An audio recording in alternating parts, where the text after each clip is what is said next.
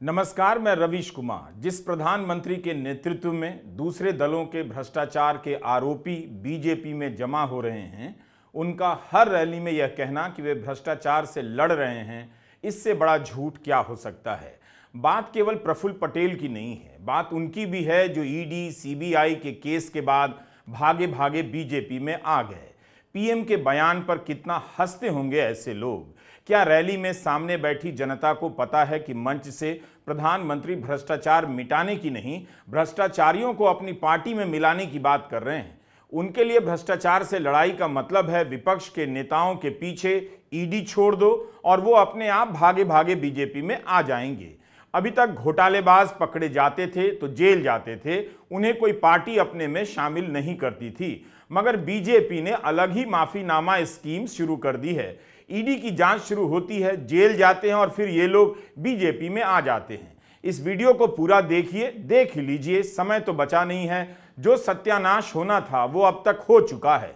झूठ का बवंडर इतना बड़ा हो गया है कि अब जनता को पता चलने में ही 20 साल लग जाएंगे कि ये सब हुआ जब वो धर्म की राजनीति में अपना आपा खो चुकी थी। इंडियन एक्सप्रेस के दीप्तिमान तिवारी की यह दूसरी बड़ी रिपोर्ट है जो ईडी का भांडा फोड़ देती है, जिसे पढ़कर लगता है कि ईडी के पीछे से कोई गिरोह काम कर रहा है जो न केवल चंदा वसूली करता है बल्कि करप्ट नेताओं को भी दूसरे दलों से वसूल कर बीजेपी में ला रहा है। कोई भी इस हेडलाइन को किसी भी भाषा में समझ सकता है जो ये कहती है कि 2014 से लेकर अब तक जितने विपक्षी नेताओं पर भ्रष्टाचार संबंधी जांच चली है उनमें से 25 भाजपा में शामिल हो गए। जो 25 बीजेपी में आए उनमें से 23 को किसी ना किसी प्रकार की राहत मिली, या तो जांच बंद हो गई या जांच ठंडे बस्ते में डाल दी गई। इनमें से 10 कांग्रेस से बीजेपी में आए, एनसीपी और शिवसेना से 4-4, टीएमसी के 3, टीडीपी के 2, सपा और वाईएसआर कांग्रेस के 1-1 सांसद बीजेपी में आए। सिर्फ 2 मामले ऐसे हैं जिनमें भाजपा में शामिल होने के बाद भी ईडी की कार्रवाई चल रही है। कांग्रेस की पूर्व सांसद ज्योति मिर्धा और टीडीपी के पूर्व सांसद वाईएस चौधरी के मामले में 2022 से 23 के बीच महाराष्ट्र में ईडी खूंखार हो गई। उसी दौरान महाराष्ट्र में सबसे अधिक नेता बीजेपी में आए और वहां बीजेपी की सरकार बन गई। इस दौरान एकनाथ शिंदे शिवसेना से, अजीत पवार एनसीपी से अलग होकर भाजपा के गठबंधन में शामिल हुए। महाराष्ट्र के 12 राजनेता इस सूची में शामिल हैं जो दीप्तिमान तिवारी बताते हैं। 11 भाजपा में 2022 के बाद शामिल हुए। ये कांग्रेस, एनसीपी और शिवसेना से हैं।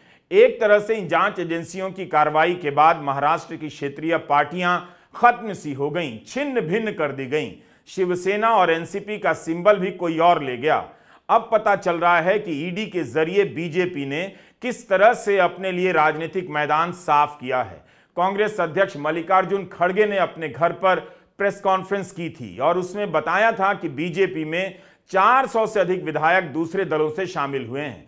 इनमें से 200 से अधिक विधायक केवल कांग्रेस से निकलकर बीजेपी में आए हैं। यह कोई छोटी मोटी संख्या नहीं है, यह दल बदल भी नहीं है। निश्चित रूप से यह अपने आप में विधायक सांसद वसूली का मामला और गिरोह लगता है। 411 एमएलए को 10 साल में उन्होंने अपने तरफ लिया। अब मैं ये नहीं कहता कितना पैसा दे के खरीदे, क्या करे वो नहीं, लेकिन आपको तो मालूम है कितने सरकारें हमारे इलेक्टेड थे, जैसा कि मध्य प्रदेश, कर्नाटक, मणिपुर, गोवा, उत्तराखंड, ये सब आप जानते हैं कैसे गिरे ये। अब पता चल रहा है कि प्रधानमंत्री मोदी के नेतृत्व से प्रभावित होकर ये विधायक सांसद बीजेपी में नहीं जा रहे हैं बल्कि ईडी से थर-थर कांपते हुए बीजेपी में जा रहे हैं। इन भगोड़ों के लिए ईडी ही प्रधानमंत्री हैं, ईडी ही उनका नेतृत्व है। और प्रधानमंत्री कहते हैं ईडी ने कभी केस बंद नहीं किया। अभी तमिल चैनल थांती से उन्होंने यही कहा कि ईडी जो केस शुरू करती है वो बंद नहीं करती। हम उनका यह बयान पिछले वीडियो में भी पढ़ चुके हैं, फिर से छोटा सा हिस्सा पढ़ देते हैं। प्रधानमंत्री कहते हैं ऐसा है जिस भी पॉलिटिशियन का होगा केस चलेगा। आप मुझे बताइए एक केस बताएं कि भाई इसका केस ईडी ने बंद किया। यह जानते हुए भी कि प्रफुल्ल पटेल के खिलाफ 8,000 करोड़ के भ्रष्टाचार का मामला सीबीआई ने बंद कर दिया। अजीत पवार के खिलाफ मामला बंद हुआ है। प्रधानमंत्री फिर भी कहते हैं ईडी केस नहीं बंद करती है। 23 में से 3 मामले बंद कर दिए गए जो दीप्तिमान तिवारी ने दिखाया है। बाकी 20 मामले या तो ठंडे बस्ते में भेजे जा चुके हैं या फिर रुके हुए हैं। दीप्तिमान लिखते हैं कि भाजपा में शामिल हो जाने के बाद से जांच एजेंसियों का एक्शन इनएक्शन हो रहा है, यानी कोई कार्रवाई ना करना ही उनकी कार्रवाई रही है। सीबीआई, आयकर, स्थानीय पुलिस, आर्थिक अपराध शाखाओं, एंटी करप्शन ब्यूरो भी इस तरह की टारगेटेड कार्रवाई में शामिल होते हैं। ईडी की कार्रवाई स्वतंत्र रूप से नहीं होती है, दूसरी एजेंसियों द्वारा शिकायत के बाद ही ईडी अपना काम शुरू करती है। खुद प्रधानमंत्री ने अपने इंटरव्यू में यह सब बताया है। इंडियन एक्सप्रेस के दीप्तिमान तिवारी ने लिखा है कि प्रताप सरनायक की कंपनी के लेन देन के मामले में आर्थिक अपराध शाखा ने जनवरी 2021 में क्लोजर रिपोर्ट दायर कर दी। इसके 1.5 साल बाद वे शिंदे के साथ एनडीए में शामिल हो गए। 8 महीने के बाद कोर्ट ने क्लोजर रिपोर्ट स्वीकार कर ली, जिसके बाद ईडी के केस की धार ही खत्म हो गई। एक अन्य मामले में सरनायक के खिलाफ जांच चल रही है। 2012 में जब ये मुंबई कांग्रेस के अध्यक्ष थे कृपा शंकर सिंह, तब पुलिस ने उनके खिलाफ आय से अधिक संपत्ति का केस दर्ज किया। एफआईआर के आधार पर ईडी ने मनी लॉन्ड्रिंग का केस बनाया, उनके बेटों से पूछताछ की। 2015 में इनके खिलाफ चार्जशीट दायर होती है। कहा जाता है कि इनके पास 95 करोड़ की संपत्ति है, जिसमें से 18 करोड़ की संपत्ति आय से अधिक है।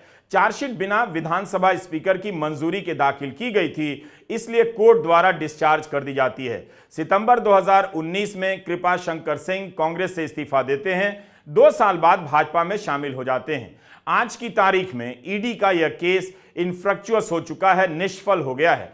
कृपा शंकर सिंह जौनपुर से मोदी के 400 पार की संख्या में शामिल होने जा रहे हैं। सब कुछ आपकी आंखों के सामने है। भ्रष्टाचार को लेकर प्रधानमंत्री का यह झूठ इस तरह से पकड़ा जा रहा है, फिर भी वे बोले जा रहे हैं कि भ्रष्टाचार के खिलाफ लड़ाई लड़ रहे हैं। ईडी केस बंद नहीं करती है, कैसे कह देते हैं? यह विश्वास शायद इसलिए भी है कि उन्हें पता होगा कि हिंदी का संपादक, उसका मालिक अपने अखबार में यह सब खबर विस्तार से छापेगा ही नहीं, हिंदी का चैनल दिखाएगा भी नहीं, तो गांव-गांव में और मेहनत मजदूरी करने वाली आम जनता को पता ही नहीं चलेगा कि उनके देश में यह सब खेल चल रहा है। इंडियन एक्सप्रेस की इस रिपोर्ट को हिंदी के अखबार आपके घरों तक पहुंचने नहीं देंगे। आप अंधेरे में हैं, आप अंधेरे में रहेंगे और प्रधानमंत्री की बात पर ताली बजाते रहेंगे। क्या भ्रष्टाचारियों को बचाना है? क्या भ्रष्टाचारियों को बचाना है? क्या भ्रष्टाचारियों को बचाना है? भ्रष्टाचार जाना चाहिए कि नहीं जाना चाहिए? भ्रष्टाचार यह अपने आप में भारत की राजनीति का सबसे बड़ा घोटाला है। एक तरफ ईडी और आईटी के छापे के बाद कंपनियां बीजेपी को 2400 करोड़ का चंदा देती हैं, दूसरी तरफ केंद्रीय जांच एजेंसियों के छापे के बाद विरोधी दल के नेता सैकड़ों की संख्या में अपनी पार्टी छोड़कर बीजेपी में आ जाते हैं। पैसा और नेता दोनों की वसूली हो रही है। यह दल बदल नहीं, वसूली है, नेता वसूले जा रहे हैं। ऐसा तो भारत की राजनीति में किसी ने आज तक नहीं किया। दिल्ली में कई जगहों पर एक होर्डिंग लगी है। इस होर्डिंग को देखते ही लगेगा कि भ्रष्टाचार मिटाने की गारंटी देने में प्रधानमंत्री मोदी का जवाब नहीं। इस होर्डिंग पर अगर आप दीप्तिमान तिवारी की यह रिपोर्ट फोटोशॉप के जरिए लगा दें तो कैसा लगेगा? जिन सभाओं में प्रधानमंत्री भ्रष्टाचार से लड़ाई की बात कर रहे हैं, क्या वहां लाई गई जनता को पता है कि ईडी, सीबीआई और आईटी ने विपक्ष के 25 बड़े नेताओं के यहां छापे मारे, मनी लॉन्ड्रिंग के केस दर्ज हुए और गिरफ्तार किया गया? वे सब भागकर बीजेपी में आ गए और उनमें से 23 को राहत मिल गई। वैसे बीजेपी में शामिल होने वाले नेताओं की संख्या 400 बताई जाती है। इस होर्डिंग की जगह एक दूसरी होर्डिंग भी लगाई जा सकती है, जिस पर प्रफुल्ल पटेल, अजीत पवार, नवीन जिंदल का फोटो लगा दीजिए। पिछले 1 साल में ये 3 बड़े नेता बीजेपी में आए हैं, इन्हें अलग अलग तरीके से राहत मिली है। साथियों, 24 के इस चुनाव में अब स्पष्ट रूप से 2 खेमे बन गए हैं। एक तरफ हम लोग ईमानदारी और पारदर्शिता जनता जनार्दन के सामने लेकर के आए हैं। दूसरी तरफ भ्रष्टाचारी, परिवारवादी उनका जमावड़ा है। ये भ्रष्टाचारी मोदी को धमकी भी दे रहे हैं, दिन रात गाली भी दे रहे हैं। अब देखिए क्या खेल चल रहा है। हम हैं जो कह रहे हैं भ्रष्टाचार हटाओ, और वो कहते हैं भ्रष्टाचारी बचाओ। आप मुझे बताइए, भ्रष्टाचार हटना चाहिए कि नहीं हटना चाहिए? भ्रष्टाचार हटना चाहिए कि नहीं हटना चाहिए? भ्रष्टाचार से मुक्ति मिलनी चाहिए कि नहीं मिलनी चाहिए? भ्रष्टाचारी जेल जाने चाहिए कि नहीं जाने चाहिए? भ्रष्टाचारियों को सजा होनी चाहिए कि नहीं होनी चाहिए? ये देश की आवाज है। हर भ्रष्ट पर कार्रवाई जारी रहेगी। और तीसरे टर्म की शुरुआत में अब 2-2.25 महीने बाकी रहे हैं, बहुत कम समय बाकी रह गया है। तीसरे टर्म में भ्रष्टाचार पर और तेज प्रहार होगा, ये मैं आपको गारंटी देने आया हूं। क्या आप तक यह खबर पहुंची? आपके अखबार ने मोटी मोटी हेडलाइन छापकर आपको बताया कि 8,000 करोड़ के विमान घोटाले के आरोपी प्रफुल्ल पटेल अब बीजेपी के लिए हीरा मोती हो गए हैं। 8 ही महीने हुए बीजेपी के साथ आए। सीबीआई ने उनके खिलाफ घोटाले की फाइल बंद कर दी और क्लीन चिट दे दी। कोयला घोटाला और एयर इंडिया के विमान खरीद का घोटाला, इसके बुनियाद पर ही बीजेपी ने 2014 से पहले का राजनीतिक माहौल बनाया, चुनाव में जीत हासिल की। मगर इसके 2 बड़े मुख्य आरोपी आज बीजेपी के साथ हैं। नवीन जिंदल तो बीजेपी में हैं। प्रफुल्ल पटेल और अजीत पवार दोनों पर बीजेपी ने 70,000 करोड़ के घोटाले का आरोप लगाया। मतलब यही 2 आरोपी हैं जिन पर 1,40,000 करोड़ के घोटाले का आरोप बन जाता है, वो अब बीजेपी के साथ है। इतना बड़ा चेक बीजेपी में आ गया। क्या प्रधानमंत्री अपना ही बयान नहीं सुनते हैं कि उन्होंने पिछले साल जुलाई में भोपाल में एनसीपी के इन घोटालों को लेकर क्या कहा था? अगर मैं एनसीपी की बात करूं तो एनसीपी पर भी करीब 70,000 करोड़ रुपए के घोटालों का आरोप है। महाराष्ट्र स्टेट कोऑपरेटिव बैंक घोटाला, महाराष्ट्र सिंचाई घोटाला, अवैध खनन घोटाला, इनकी लिस्ट भी बहुत लंबी है। इन पार्टियों के घोटालों का मीटर कभी डाउन ही नहीं होता। अब यही लोग बीजेपी के साथ हैं।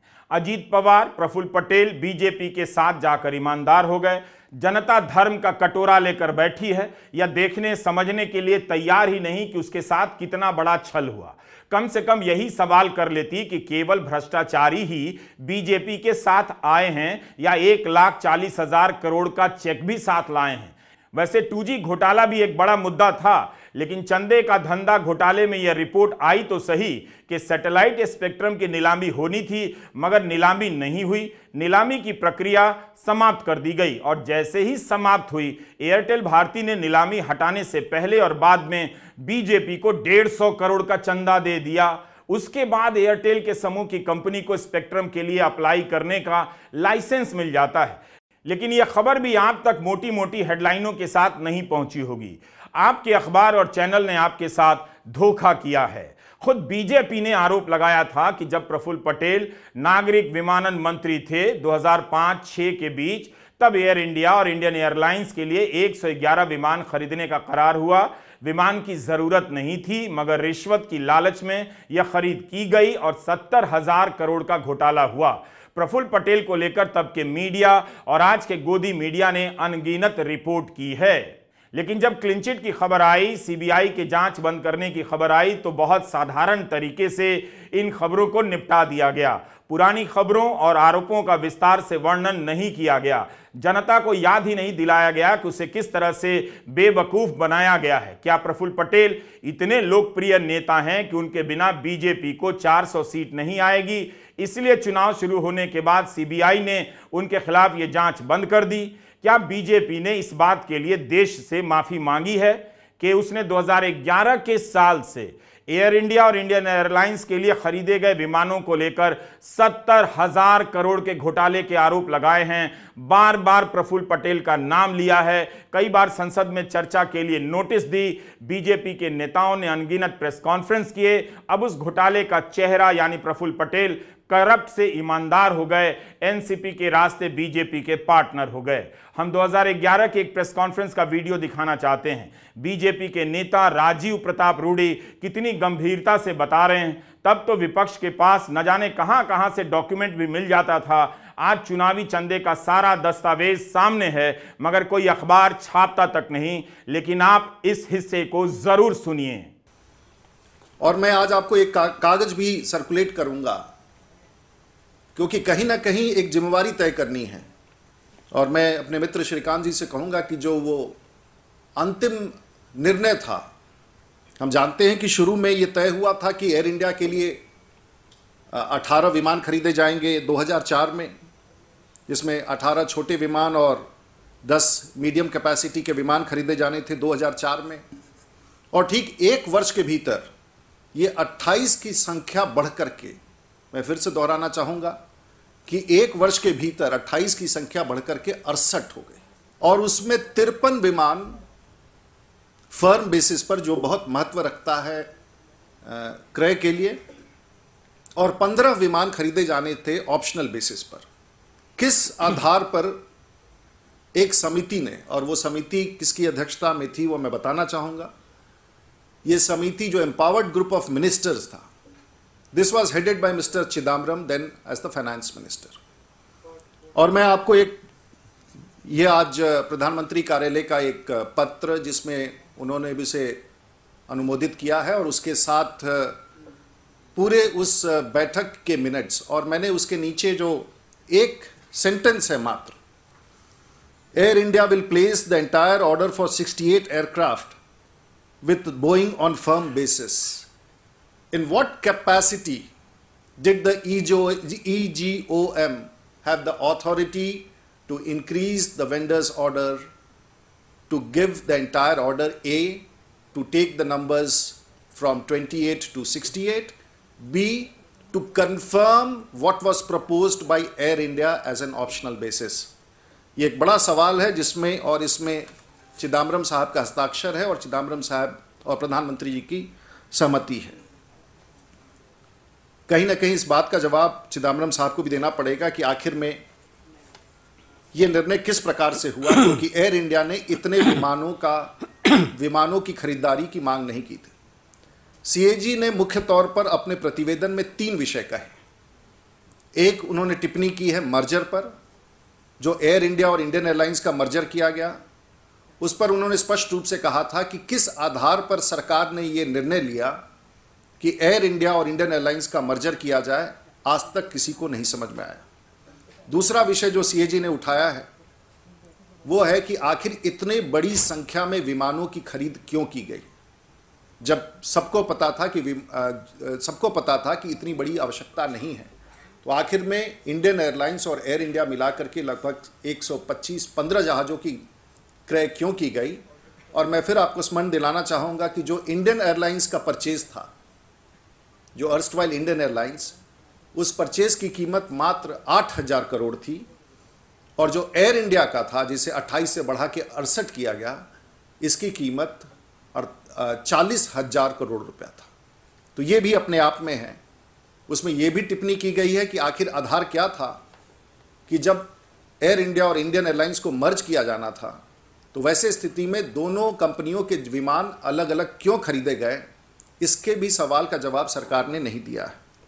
जब बीजेपी विपक्ष में थी तब उसकी हर प्रेस कॉन्फ्रेंस, नेताओं के बयान को प्रमुखता से टीवी पर दिखाया जाता था और लोगों को पता चल जाता था।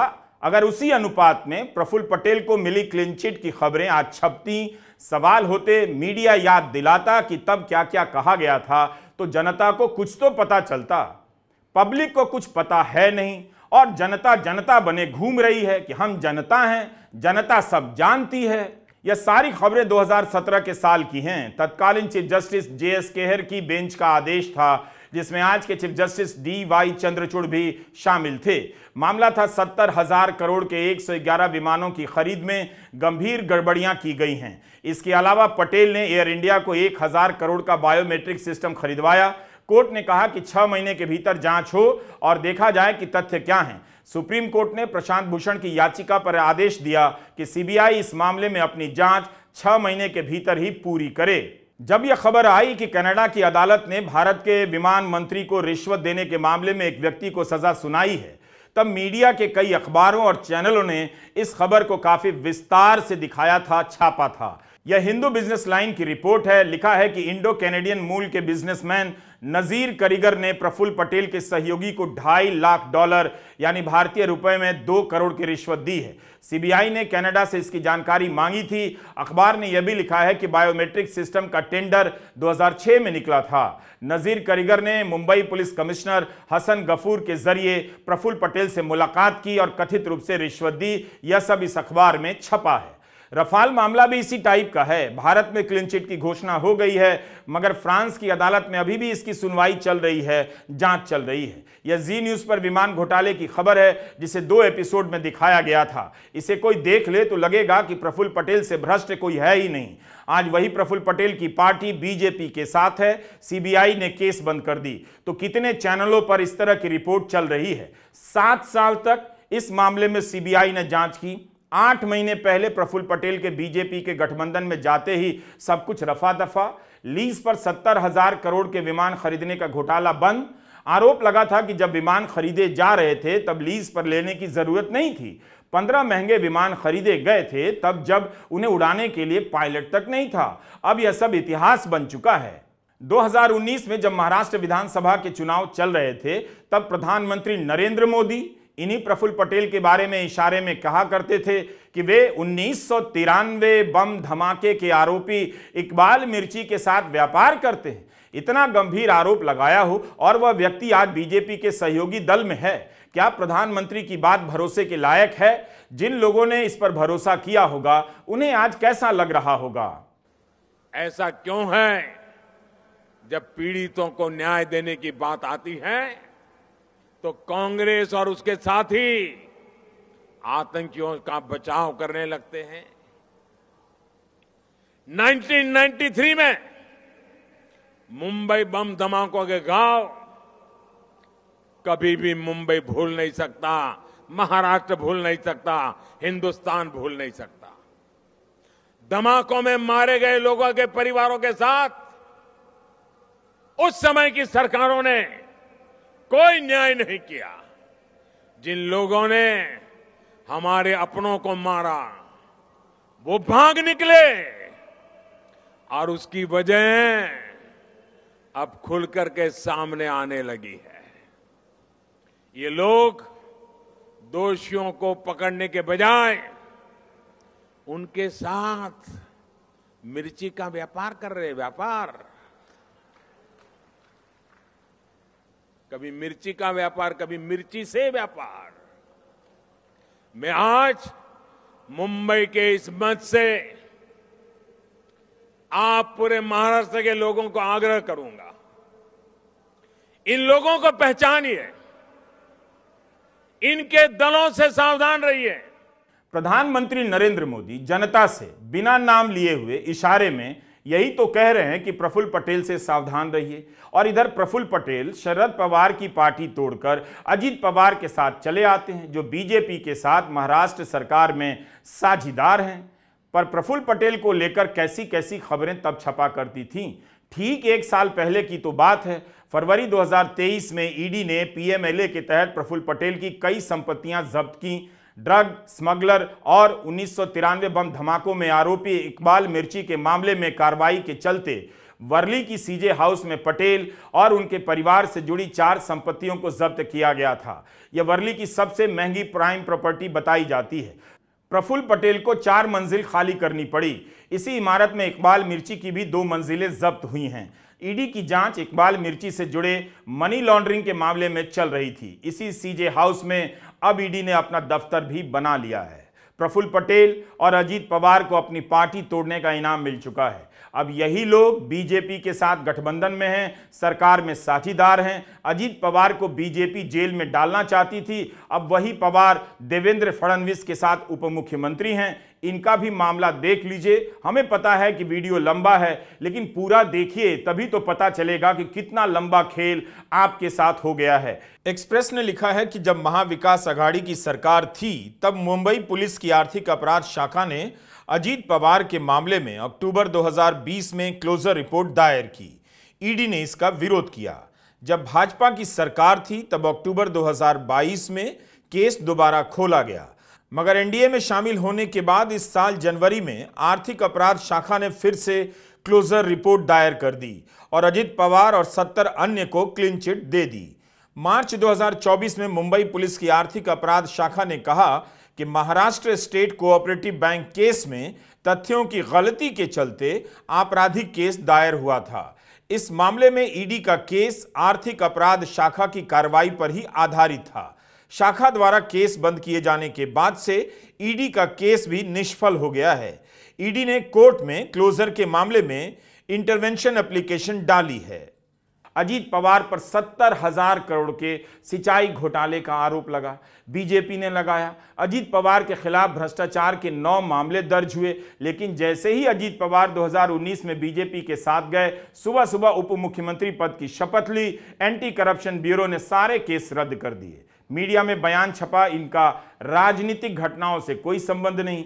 कोयला घोटाला, एयर इंडिया विमान खरीद घोटाला, इसके आधार पर नरेंद्र मोदी और बीजेपी ने 2014 के चुनावी अभियान को खड़ा किया।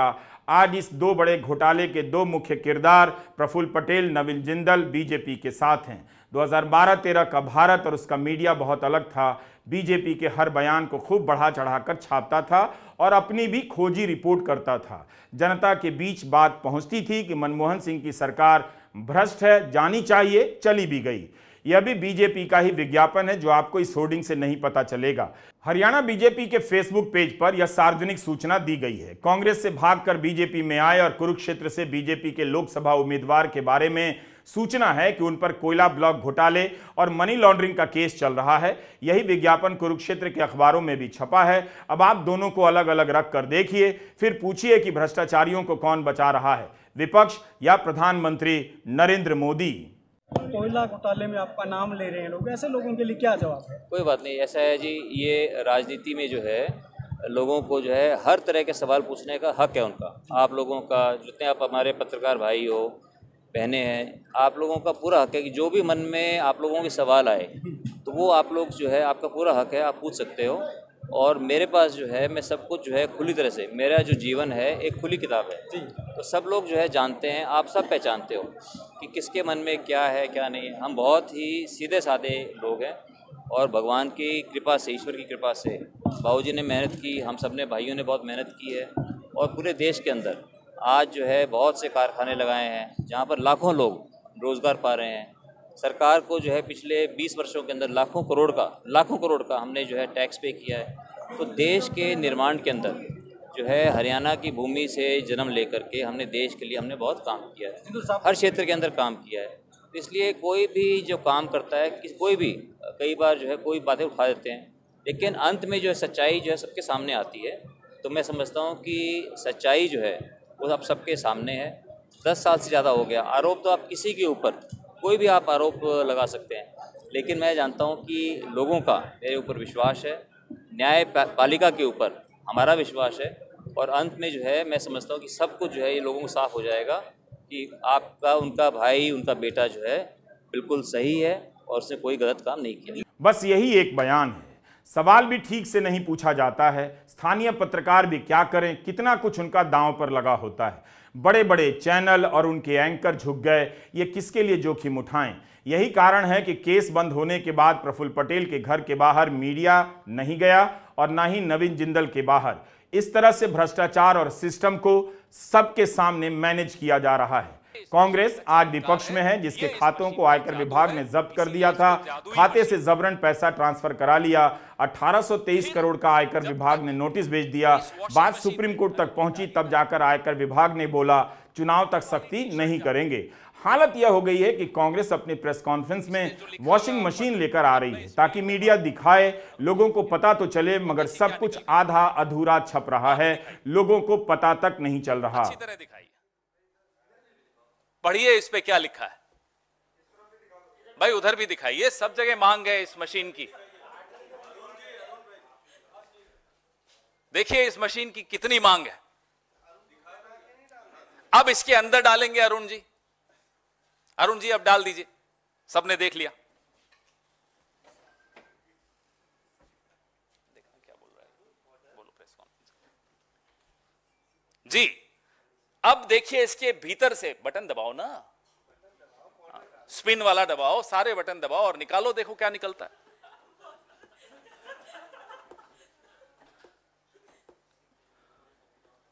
आज की प्रेस वार्ता मोदी जी जरूर देख रहे होंगे। अब ये देखिए साफ होकर क्या निकला।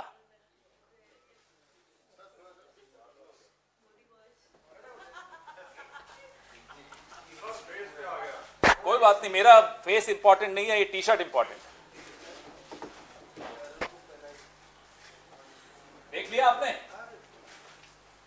अब आप ही बताइए कि ऐसे में भ्रष्टाचार के आरोपों को लेकर प्रधानमंत्री मोदी की क्या विश्वसनीयता रह जाती है।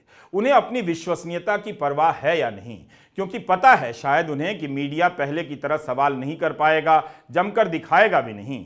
ईडी और केंद्रीय जांच एजेंसियों का इस्तेमाल खतरनाक स्तर पर पहुंच गया है। इनके डर से आम लोगों ने बोलना बंद कर दिया। पहले व्यापारिक संगठन कितना खुलकर बोला करते थे, अब तो आवाज ही उनकी सुनाई नहीं देती है कि छापे के बाद भी चंदा देना पड़ा, मजबूरी में दे आए या खुशी खुशी नाचते हुए करोड़ों रुपए का चेक लेकर गए थे। अभी सारे अखबारों में एक खबर छपी कि बंगाल में ईडी ने 3000 करोड़ की संपत्ति जब्त की। प्रधानमंत्री कानूनी रास्ता निकाल रहे हैं, कैसे जनता में बांट दें। क्या उसी मीडिया ने उनसे सवाल किया कि 15 लाख रुपए देने का भी वादा किया गया था, क्या वो बांटा जा सका है? उस मीडिया ने यह सवाल पूछा कि 1,40,000 घोटाले के 2 आरोपी बीजेपी के सहयोगी बन गए हैं। एक ही आरोपी पर 70,000 करोड़ के घोटाले के आरोप लगे हैं, बीजेपी ने लगाए हैं। अब बीजेपी उनके साथ कैसे है, उन पैसों को कब जनता के बीच बांटेगी?